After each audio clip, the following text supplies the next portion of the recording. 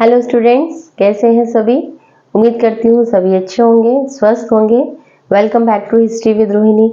मैं हूँ रोहिणी दुबे, आपकी हिस्ट्री टीचर। जैसे कि आप सभी जानते हैं, हम पढ़ रहे हैं इतिहास। फिलहाल हम क्लास 12th के लिए इतिहास पढ़ रहे हैं, क्योंकि एग्जामिनेशन पास है और बोर्ड एग्जाम भी अब आने को ही है, तो हम लोगों को जल्दी जल्दी पढ़ाई करनी है। तो क्लास 12th की हिस्ट्री में जो भी सिलेबस है उसको मैं कंप्लीट कर रही हूँ। हम लोगों ने अभी तक 5 चैप्टर कंप्लीट कर लिए हैं। आज हमारा 6वां चैप्टर है, स्टार्ट होने वाला है भक्ति और सूफी परंपराएं। जैसे कि आप बोर्ड पर देख सकते हैं उसका नाम। आप लोग भी अपनी बुक खोलकर बैठिए, क्योंकि जो भी कुछ मैं आपको लिखवाती हूँ वो सारी चीजें आपकी बुक में ही हैं और उन्हीं में से मैं आपको 1, 2, 3, 4 नंबर के क्वेश्चंस कंप्लीट करवाती हूँ। इसके पहले के सारे चैप्टर्स मैंने बहुत सारे वीडियोस में उनको डिफाइन किया है, आप उनको ज़रूर देखें। आपको अच्छा लगे तो शेयर करें, लाइक करें, सब्सक्राइब करें चैनल को और अच्छे से पढ़ाई करें। तो स्टार्ट करते हैं आज का चैप्टर। आज के चैप्टर में क्या चीज़ें हैं हमारी, भक्ति और सूफी परंपराएं।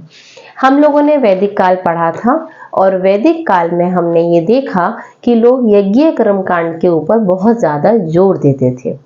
अब हम आ गए हैं मध्यकाल में, और मध्यकाल में हम ये देखते हैं कि अब यहाँ पर यज्ञ वगैरह के ऊपर लोगों ने कम जोर दिया, बल्कि कई लोग तो उससे विमुख हो गए, उनको वो चीजें पसंद नहीं आई, उन्होंने उसका विरोध किया और लोगों का जो भगवान की पूजा करने का तरीका था वो बदल गया।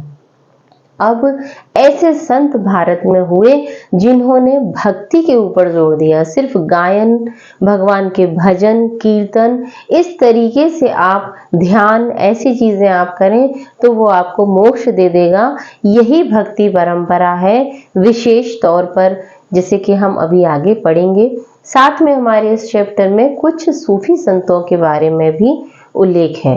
तो सूफी संत क्या आए भारत में, जो आए उन्होंने किस तरीके से भारत में लोगों की सेवाएं की, किस तरीके से उन्होंने भारत में अपने मत को फैलाया, वो सारी चीजें अभी हम इस चैप्टर में पढ़ने वाले हैं। तो स्टार्ट करते हैं अपना चैप्टर। ये जो समय है हमारा भक्ति और सूफी परंपरा का, लगभग 1400-1500 ईस्वी के बीच का समय है, मध्यकालीन भारत का। और मुगल काल भी इसी समय की बात है, जब मुगल भारत में राज्य कर रहे थे। भक्ति परंपराएं इस समय की जो थी, लोग ज्यादातर गान गाते थे और गान के माध्यम से वो मौखिक रूप से अपनी चीजों को लोगों तक फैलाते थे। ये विशेष बात थी इस समय की, कि गायन के माध्यम से अपने मत को या भगवान की महिमा को गाना, वो बहुत खास हमें एक कॉमन चीज जो देखने को मिली। अब यहाँ इंपॉर्टेंट आपके लिए क्वेश्चन पर बात करते हैं। तो भक्ति परंपरा में 2 तरह की परंपराओं की बात होती है, महान और लघु परंपरा। और इसके बारे में बात कौन करता है? इसके बारे में बात करते हैं समाज सेवी रॉबर्ट रेडफील्ड। समाजशास्त्री थे ये, समाज सेवी थे, रॉबर्ट रेडफील्ड। इन्होंने इन परंपराओं के बारे में बात की। भारत में इन्होंने जो भक्ति परंपराएं देखी, उसमें इन्होंने बताया कि भारत में 2 तरह की परंपराएं विशेष रूप से हैं, महान परंपरा और लघु परंपरा। आपके लिए यहाँ पर क्वेश्चन है कि महान परंपरा और लघु परंपरा को किसने डिस्क्राइब किया है, किसने उसके बारे में बोला है? तो हमारा आंसर है रॉबर्ट रेडफील्ड। इसको नोट कर लीजिए। अब हम बात करेंगे कि महान परंपरा क्या है। राइट, महान परंपरा यानी कि वो परंपरा जो ब्राह्मणों द्वारा पोषित है। ब्राह्मणों ने जिस परंपरा को अपना जिन्होंने बनाया है, इवेंचुअली यही कहेंगे कि ब्राह्मणों ने जिस परंपरा को बनाया, और समाज का जो उच्च वर्ग यानी कि पुरोहित, राजा, ये लोग जिस परंपरा का अनुसरण करते थे, वो महान परंपरा है। तो हमें क्या लिखना है यहाँ पर? महान परंपरा अगर आपसे पूछी जाए तो हम लिखेंगे सिंपल शब्दों में, ब्राह्मणों द्वारा बनाई गई परंपरा, या हम विचार कह सकते हैं इसको, ब्राह्मणों द्वारा बनाई गई परंपरा या विचार, और जिसे समाज का उच्च वर्ग यानी कि पुरोहित और राजा मानते थे। इतना ही हमें इसमें लिखना है। महान परंपरा, भक्ति की महान परंपरा से मतलब ब्राह्मणों द्वारा बनाई गई परंपराएं या ब्राह्मणों द्वारा बनाई गई व्यवस्था जिसे उच्च वर्ग जो था मानता था। दूसरी परंपरा रेडफील्ड ने जो बताई है वो है लघु परंपरा। और ये लघु परंपरा क्या है? किसानों की जो स्थानीय परंपरा है, यानी कि किसानों के जो लोकाचार है। रेडफील्ड ने कहा है कि इस परंपरा में किसानों के लोकाचार शामिल है, उनके जो स्थानीय देवता है। आप लोग अगर किसी गांव से रिलेटेड होंगे तो आप लोगों ने कभी देखा होगा कि गांव में खेतों में कई बार पूजा होती है, वहां के स्थानीय देवता जिनका विष्णु से या शिव से, शक्ति से कोई मतलब नहीं होता, उनके वो अलग ही देवता होते हैं किसानों के। तो वो जो परंपराएं हैं उन्हें ब्राह्मणों ने भी इस समय अपना समर्थन दिया था, तो उन परंपराओं को लघु परंपरा कहा गया है। हम क्या लिखेंगे इसमें? कृषकों के लोकाचार, लोकाचार जिसमें वे अपने स्थानीय देवताओं को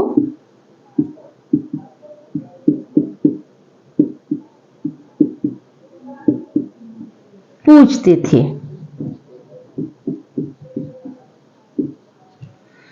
ये लघु परंपरा है। तो रॉबर्ट रेडफील्ड ने भारत की परंपराओं को इस तरीके से डिस्क्राइब किया है। आई थिंक आप लोगों को समझ में आ गया होगा। यहां पर एक और चीज है, एक हम बात करते हैं यहां पर कि इनमें एक उदाहरण आपको मैं बताती हूँ। लघु परंपरा का एक उदाहरण हमारे सामने है। क्वेश्चन भी आपके लिए पूछा जाता है कि क्या है, जैसे कि पुरी मंदिर है उड़ीसा का, लघु परंपरा का उदाहरण आप लोग इसी में उसको दे सकते हैं। कौन सा है ये? उड़ीसा का पुरी मंदिर। ठीक है, यहां पर क्या किया है? पुरी मंदिर में भगवान कौन से? जगन्नाथ भगवान है। और जगन्नाथ भगवान को किसका रूप माना गया है? विष्णु का। ये यहाँ के स्थानीय देवता थे जगन्नाथ भगवान, और इनको ही विष्णु का रूप दे दिया गया। आज भी वहां की जो परंपरा है, वहां की जो जनजातियां हैं उड़ीसा की, वो इनकी मूर्तियों को लकड़ी से बनाती थी। पहले भी बनाती थी, आज भी बनाती हैं, और लकड़ी से ही इनको बना करके स्थापित किया जाता है। और इन्हीं जगन्नाथ भगवान को विष्णु भगवान का नाम दे दिया गया। मतलब उनके स्थानीय देवता थे और उनको ही उन्होंने विष्णु भगवान का नाम दे दिया। तो इस तरीके से मान्यताएं बनती हैं और वो आगे प्रसारित भी होती हैं। ये लघु परंपरा का एक उदाहरण है। इस मंदिर में मैं आपको बता दूं, यहाँ पर आपके लिए क्वेश्चन आता है कि जगन्नाथ का पुरी जो मंदिर है वो कौन से भगवान का मंदिर है। ये क्वेश्चन अभी भी आया था, पिछली बार भी, तो आपको उसका आंसर लिखना है विष्णु। दूसरा इसमें आपके लिए क्वेश्चन ये है कि यहाँ पर एकमात्र मंदिर है पूरे भारत का जिसमें भगवान कृष्ण अपने भाई बलराम और अपनी बहन सुभद्रा के साथ विराजमान है। इसके अलावा किसी और मंदिर में ऐसी कोई भी प्रतिमा स्थापित नहीं की गई है। तो ये आपके लिए इंपॉर्टेंट क्वेश्चन है जिन्हें आपको नोट करना है। बिल्कुल पॉइंट टू पॉइंट है, यहां से बाहर आपका कोई क्वेश्चन इसमें से नहीं जाता है। आगे देखते हैं। अब अगला जो टॉपिक आपका है आपकी बुक में वो है, ये परंपराओं का टॉपिक खत्म हो गया। आप लोगों ने नोट कर लिया होगा, जिसने नहीं किया हो वो वीडियो को पॉज करके और नोट कर लें। अगला है, अब क्या हुआ कि शुरू तो हो गया भक्ति आंदोलन, लेकिन कुछ चीजें ऐसी बिगड़ गई कि वहां पर संघर्ष की स्थिति हो गई। और क्यों हो गई संघर्ष की स्थिति? संघर्ष की स्थिति क्यों बनती है? जब किसी भी समाज में कोई परिवर्तन होते हैं तो बिल्कुल पक्की बात है कि वहां पर संघर्ष तो होगा ही होगा। पहले हमारे यहाँ वैदिक यज्ञ कर्मकांड होते थे, उनमें परिवर्तन आया, लोगों की सोच में परिवर्तन आया। अब जब सोच में परिवर्तन आएगा तो जो पहले के लोग थे, जो पहले की बातों को मानते थे, डेफिनेटली उनके साथ में उनके विचारात्मक संघर्ष होंगे ही होंगे। और ये स्थिति आज भी है, पहले भी थी, उसके पहले भी थी, और आई थिंक हमेशा ये स्थिति बनी रहेगी। तो ये संघर्ष की स्थिति यहां पर भी थी, पर किस किस के बीच थी? वैदिक और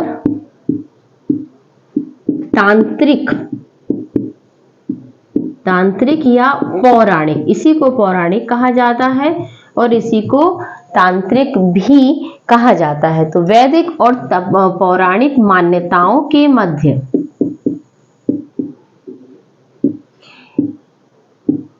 स्थिति बनी संघर्ष की। कैसी बनी? कि जो लोग यज्ञ के ऊपर, जो वैदिक प्रवृत्ति के थे, जो वैदिक काल की मान्यताओं को मानते थे, अब जो लोग पुराण को मानने लगे, उनका इनके संग में संघर्ष हो गया कि भाई हम तो यज्ञ नहीं करेंगे। वो मानते थे कि यज्ञ ही बहुत इंपॉर्टेंट है, और ये इन्होंने यज्ञ न करने के लिए संघर्ष किया और वैदिक सत्ता की इन्होंने अवहेलना की। ब्राह्मणों की जो एक अधिष्ठाता वाली जो स्थिति थी कि हम ही सर्वोच्च हैं, जो ब्राह्मणों की सर्वोच्चता वाली स्थिति थी, उसको भी इन लोगों ने नकारा और इस तरीके से संघर्ष बना। एक तो यहाँ संघर्ष बना और दूसरा संघर्ष कहाँ बना? जैन धर्म में और बौद्ध धर्म में, यहां भी संघर्ष बना। दोनों धर्मों में बहुत सारी बातें सेम है, बहुत कुछ बराबर है, दोनों ही नास्तिक धर्म है, लेकिन उसके बाद भी दोनों धर्म में बहुत सारे डिस्प्यूट्स भी हैं। ये धर्म बहुत कठिन है, जैन धर्म, बौद्ध धर्म थोड़ा सा सरल माना जाता है, और कुछ चीजों में इनमें आपस में मतभेद है। तो यहाँ पर भी इनके बीच में संघर्ष की स्थिति बनी। इस समय का एक बौद्ध मंदिर हमारे इसी काल का है, जिसको बौद्ध देवी का मंदिर है। ये आपको पेपर में पूछा जाएगा। बौद्ध देवी मंदिर जिसका नाम है मारीची। ये मंदिर कहाँ पर है? बिहार में। ये क्वेश्चन 1 नंबर का क्वेश्चन है, ये आता है। बौद्ध देवी का मंदिर, मारीची नाम है देवी का, और ये मंदिर बिहार में स्थित है। तो यहाँ आपके लिए इतना ही है ये वाले क्वेश्चंस में। अब हम अभी देखिए, मैंने आपको अभी बताया कि हम किस तरफ जा रहे हैं, हमारा चैप्टर क्या कहना चाह रहा है, इस चैप्टर में किस बारे में बात हो रही है, उसके ऊपर हम लोगों ने बात की कौन कौन सी परंपराएं हैं और किस तरीके के समाज में स्थितियां बनी, वो चीजें यहाँ पर हो गई। अब हम आते हैं प्रॉपरली कि भक्ति क्या था, भक्ति आंदोलन क्या था, उसके ऊपर कितने भागों में विभाजित था और किस किस तरह की उनकी मान्यताएं थी। तो प्रारंभिक भक्ति परंपरा की बात करते हैं। प्रारंभ में जो भक्ति परंपरा आई उसमें वो 2 भागों में विभाजित थी। इसको आप लोग नोट कर लीजिए। प्रारंभिक भक्ति परंपरा के 2 पार्ट थे, सगुण भक्ति और निर्गुण भक्ति। ये आपसे 2 नंबर में भी पूछा जा सकता है कि भक्ति परंपरा के 2 भाग कौन कौन से थे, कितने भागों में बटा हुआ था भक्ति परंपरा। तो आपका आंसर होगा सगुण भक्ति और निर्गुण भक्ति।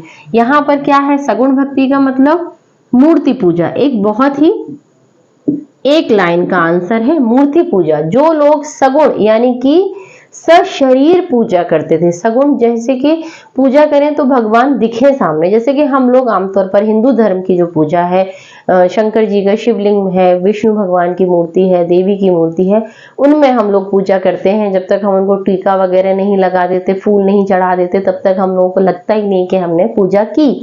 तो वो सगुण भक्ति है, वो इस समय बहुत ज्यादा थी। तुलसीदास, सूरदास, मीराबाई, ये सगुण भक्ति शाखा के संत हैं। दूसरी तरफ है निर्गुण भक्ति, जो मूर्ति पूजा को नहीं मानते थे। इन्होंने निराकार ब्रह्म, ठीक है, यहाँ हम लिख देते हैं निराकार ब्रह्म, जो निराकार ब्रह्म को मानते थे कि पूजा करने के लिए किसी मूर्ति की जरूरत नहीं है। ऐसे संतों में कौन रहे हैं, यहाँ मैं आपको लिख भी देती हूँ, आप लोग चाहें तो बहुत सारे क्वेश्चंस आपके यहाँ पर सॉल्व हो जाएंगे एक साथ। तुलसीदास इस शाखा के संत थे, दूसरे थे सूरदास, तीसरा यहाँ पर हम लिख सकते हैं मीराबाई, हमेशा भगवान कृष्ण की मूर्ति लेके अपने साथ ये चलती थी। और यहाँ निर्गुण भक्ति के संत जो थे वो कबीर, और दूसरे हमारे रैदास नहीं, सॉरी, कबीर और गुरु नानक। कबीर और गुरु नानक, मुख्य रूप से कबीर और गुरु नानक निर्गुण भक्ति शाखा के संत थे। तो ये प्रारंभिक भक्ति परंपरा थी जो 2 भागों में बटी हुई थी। इसी परंपरा में जब हम दक्षिण भारत जाते हैं तो दक्षिण भारत में भी हमें ऐसी कुछ चीजें दिखाई देती हैं और उससे रिलेटेड क्वेश्चंस आपको बहुत ज्यादा पूछे जाते हैं। तो मुख्य रूप से 2 प्रकार के संत, आलवार संत, ये क्वेश्चन बहुत आता है, और दूसरा नायनार संत। अब इसमें कई तरह के क्वेश्चन बनते हैं। पहला तो है आलवार संत किसकी पूजा करते थे, नायनार संत किसकी पूजा करते थे। तो आलवार संत थे विष्णु उपासक और नायनार संत थे शिव उपासक। 1 नंबर का क्वेश्चन आपका कि आलवार संत किसकी पूजा करते थे, विष्णु की, और नायनार शिव की। इनका काम क्या था, ये लोग घूम घूम कर अपने, जैसे मैंने शुरू में ही आपको बताया कि इस समय की विशेषता थी भक्ति परंपरा की, वो ये थी कि सभी संत घूम घूम कर भगवान का भजन करते थे, उनका गान गाते थे, और जिनको भी वो मानते थे उनकी बातों को, उनकी स्टोरीज को गाकर लोगों को सुनाते थे। तो आलवार और नायनार संत भी इस तरीके की चीजें करते थे। और यहाँ एक नाम आता है मणिक्व चक्कार। ये आपको बहुत पूछा जाता है क्वेश्चन, थोड़ा सा टिपिकल है ये याद करना, लेकिन आपको याद करना पड़ेगा क्योंकि ये बहुत इंपॉर्टेंट है। इनकी मूर्ति हमें मिली है मणिक्व चक्कार। ये क्या तमिल संत थे, इनके बारे में आपको 2 नंबर या 3 नंबर में लिखने को भी आ सकता है और 1 नंबर में आपसे पूछा भी जा सकता है। ये तमिल भक्ति संत थे और ये थे किस शाखा के थे, ये क्वेश्चन भी आता है। ये नायनार थे, यानी कि शिव भक्त थे, तमिल भक्ति संत थे। कौन थे, शिव भक्त थे। और इनकी एक कांस्य प्रतिमा हमें प्राप्त हुई है। आपकी बुक में इनकी प्रतिमा की का पिक्चर जो है वो दिया गया है, आप उसको देख सकते हैं। कांस्य प्रतिमा मणिक्व चक्कार की हमें मिली है। इसका प्रोनाउंसिएशन करना भी थोड़ा सा टिपिकल हो सकता है, मणिक्व चक्कार, ये इनके नाम का प्रोनाउंसिएशन है जिसको आप लोग याद कर सकते हैं। तो नायनार संत थे, तमिल भक्ति शाखा के संत थे, शिव भक्ति शाखा के संत थे। इनकी कांस्य प्रतिमा हमको तमिलनाडु से मिली है। ये बहुत ही इंपॉर्टेंट क्वेश्चन है। अब एक 3 नंबर का क्वेश्चन पे हम लोग बात करते हैं। एक क्वेश्चन आपसे पूछा जाता है, सीधा सीधा मैं क्वेश्चन ही लिख देती हूँ यहाँ पर, और उसका आंसर आपकी किताब में दिया गया है, वो भी मैं आपको बताती हूँ। प्रश्न है, आलवार और नायनार संतों का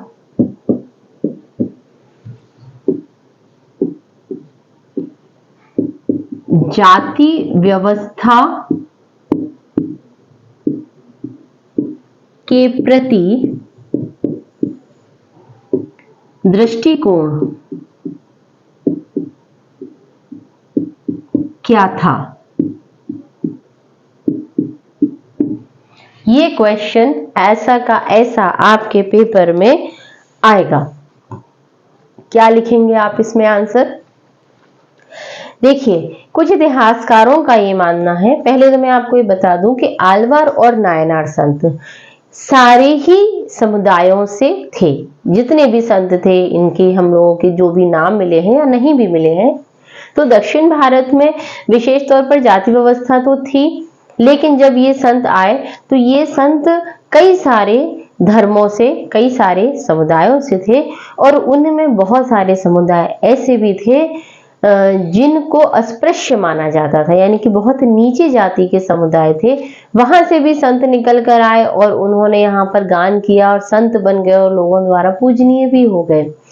तो अगर उस जाति से लोग निकल कर आ रहे हैं तो डेफिनेटली हम ये तो नहीं कह सकते कि उन्होंने जाति व्यवस्था का विरोध नहीं किया होगा, और जाति व्यवस्था को समर्थन तो वो दे ही नहीं सकते क्योंकि वो खुद नीची जाति से आ रहे हैं। तो यहाँ क्या हमें लिखना है कि इनका कुछ, हम इसी तरीके से आंसर आपकी बुक में भी है, आप इस आलवार संत और नायनार संतों का जाति व्यवस्था के प्रति दृष्टिकोण, जहां पर आपको हेडिंग दी गई है, उसके नीचे का पैराग्राफ आप देखेंगे तो आपको बहुत ही क्लियर उसमें दिया गया है, वही 3-4 लाइंस आपके आंसर में आएंगी।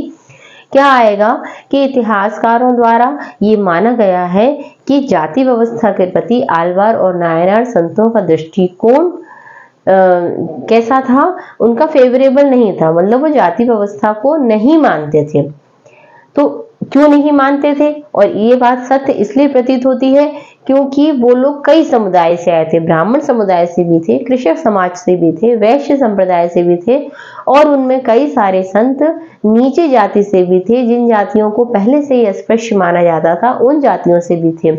इस कारण से ये लोग जाति व्यवस्था का विरोध करते थे, और यही सच भी है। इतना ही हमें उसमें लिखना है, इससे ज्यादा हमें इस आंसर में नहीं लिखना है। आपको पूरे में से पूरे नंबर मिलेंगे। कुछ आलवार संतों के बारे में, कुछ इनकी जो रचनाएं हैं, एक विशेष तौर पर हम इनकी रचना की बात कर लेते हैं। तो आलवार संत की रचनाएं, एक इनका काव्य ग्रंथ है,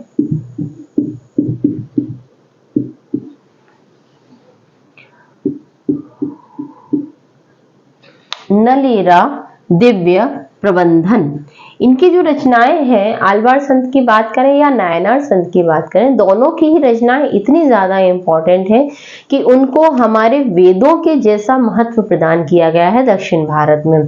जिस तरीके से ब्राह्मण द्वारा रचित वेदों को इंपॉर्टेंट माना गया है, पूजनीय माना गया है, उसी तरीके से आलवार और नायनार संतों द्वारा जो ग्रंथ, जो काव्य ग्रंथ बनाए गए, रचे गए, उनको भी उतना ही इंपॉर्टेंट और उतना ही पूजनीय माना गया। और उनमें सबसे इंपॉर्टेंट जो ग्रंथ है वो मैं आपको बता रही हूं। नलेरा दिव्य, ये पेपर में आपको पूछा जाता है, प्रबंधम। पहला तो ये नाम आपको याद करना है अच्छे से, कई बार आप इसको बोलेंगे तो आपको ये समझ, मतलब बोलना आ जाएगा। तो नलेरा दिव्य प्रबंधम, और ये क्या है? आलवारों का काव्य ग्रंथ है। एक तो ये क्वेश्चन हो गया कि आलवारों का काव्य ग्रंथ कौन सा है, तो नलेरा दिव्य प्रबंधम ये आलवारों का काव्य ग्रंथ है।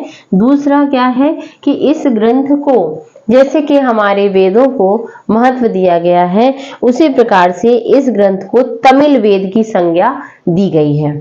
ठीक है, इसको भी हम लिख लेते हैं, इसे तमिल वेद कहा गया है।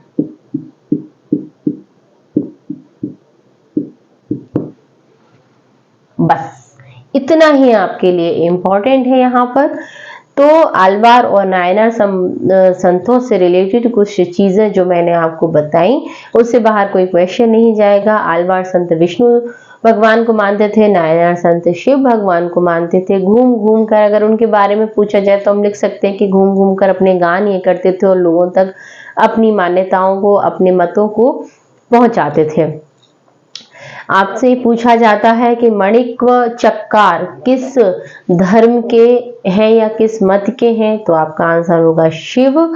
और नलेरा दिव्य प्रबंधम भी आपसे पूछा जाता है, तो आपका आंसर होगा तमिल वेद। इसके अलावा भी कुछ और चीजें हैं अभी आलवार और नायनार संतों की, और कुछ संतों के नाम भी हैं जो आगे आएंगे, जिनको हम लोग अभी पढ़ेंगे अगले वीडियो में।